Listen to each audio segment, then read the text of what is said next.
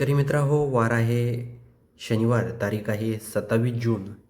तर 27 जूनला महाराष्ट्राच्या अनेक भागांमध्ये पाऊस पडण्याची शक्यता आहे.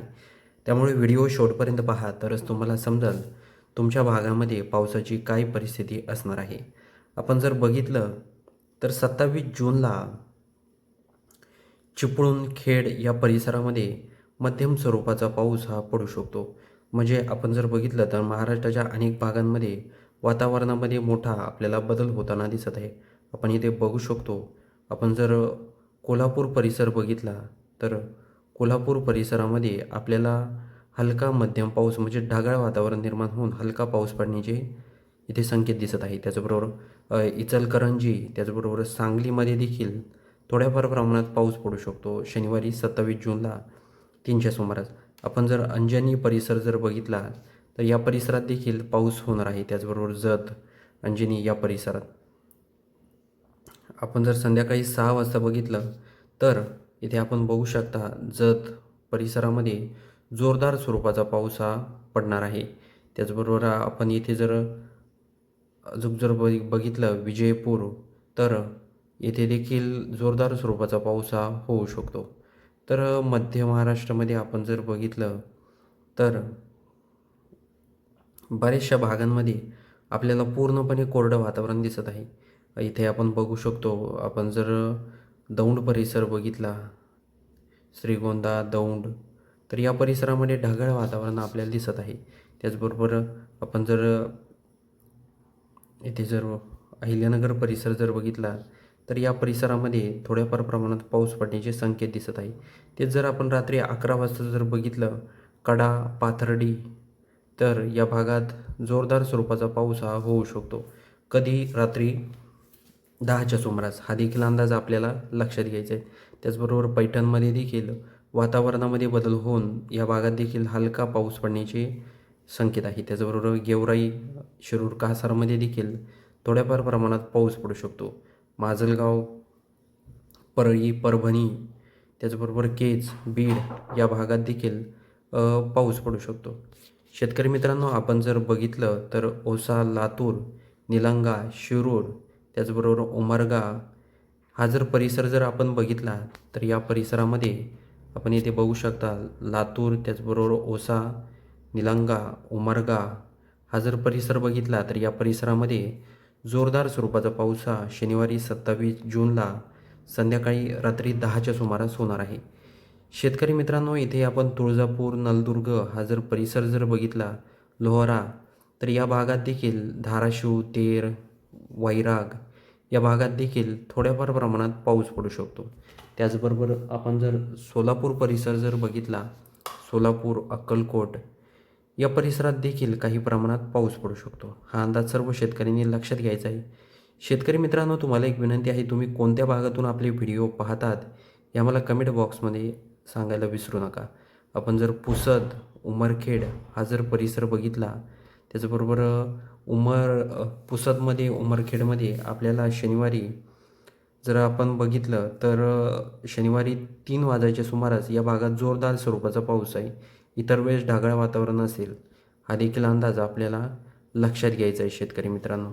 आपण जर अचलपूर, अमरावती हा जर परिसर बघितला तर या परिसरात देखील फक्त ढगाळ वातावरण आहे, पण कुठलाही जोरदार स्वरूपाचा पाऊस आपल्याला या भागात काही दिसत नाही आहे. हा देखील अंदाज आपल्याला लक्षात घ्यायचा आहे. त्याचबरोबर नागपूर परिसर, आता नागपूरमध्ये आपण जर बघितलं तर जास्त प्रमाणात काही पाऊस नाही आहे. थोड्याफार प्रमाणात संध्याकाळी, रात्री थोडीफार बुरबुर, रिमझिम पाऊस होऊ शकतो, पण जास्त प्रमाणात काही पाऊस नाही आणि ढगाळ वातावरण देखील असू शकतं. आपण जर तेच जर भंडारा, साकोली हा परिसर बघितला, तुमसर, तर या परिसरात ढगाळ वातावरण असणार आहे. रात्री 12 वाजता जर 27 जूनला आपण जर बघितलं तर गोंदिया या परिसरामध्ये जोरदार स्वरूपाचा पाऊस हा रात्री 12च्या सुमारास होऊ शकतो.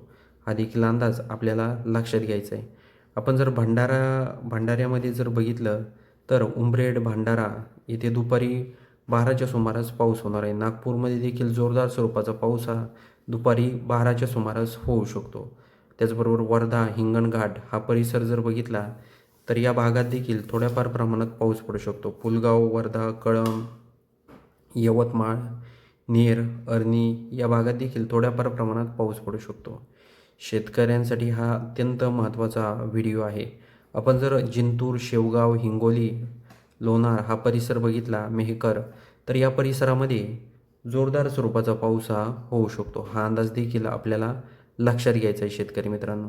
त्याचबरोबर खामगाव, अकोला, अकोट हा परिसर बघितला ना आपण, तर या परिसरामध्ये थोड्याफार प्रमाणात पाऊस होऊ शकतो. त्याचबरोबर धरणी या भागात देखील थोड्याफार प्रमाणात पाऊस होऊ शकतो. त्याचबरोबर रावेरमध्ये आपण इथे बघू शकता, रावेरमध्ये देखील ढगाळ वातावरण असेल. येवल, भुसावळ, जळगाव या परिसरात देखील थोड्याफार प्रमाणात पाऊस पडू शकतो.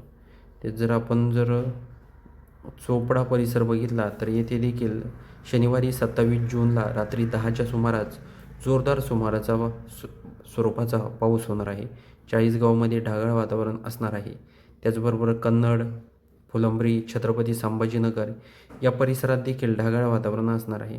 पण कुठलाही जोरदार स्वरूपाचा पाऊस या भागामध्ये आपल्याला काही दिसत नाही. जालन्यामध्ये देखील थोड्याफार प्रमाणात पाऊस पडू शकतो. तर सर्व शेतकऱ्यांनी हा जो अंदाज आहे हा लक्षात धरायचा आहे. शेतकरी मित्रांना एक विनंती आहे, तुम्ही कोणत्या भागातून आपले व्हिडिओ पाहतात हे आम्हाला कमेंटच्या माध्यमातून नक्की सांगा. त्याचबरोबर तुमचे काही प्रश्न असतील ते देखील आम्हाला कमेंट बॉक्समध्ये सांगायला विसरू नका.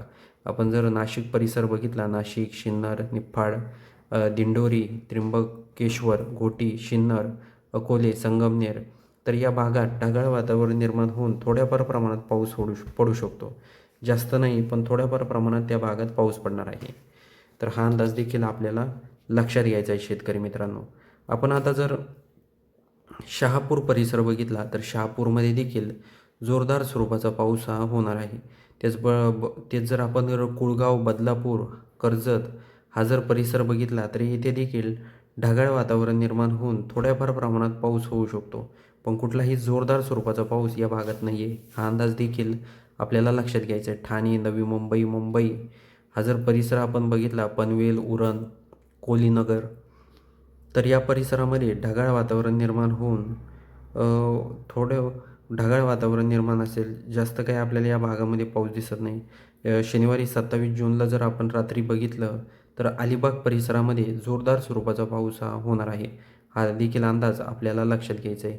त्याचबरोबर मुरुड, जंजिरा, त्याचबरोबर हरिहरेश्वर, मंडणगड, दापोली, दाभोल, खेड, चिपळूण, जयगड, संगमेश्वर, रत्नागिरी हा जर परिसर बघितला, तर येथे थोड्याफार प्रमाणात पाऊस पडू शकतो.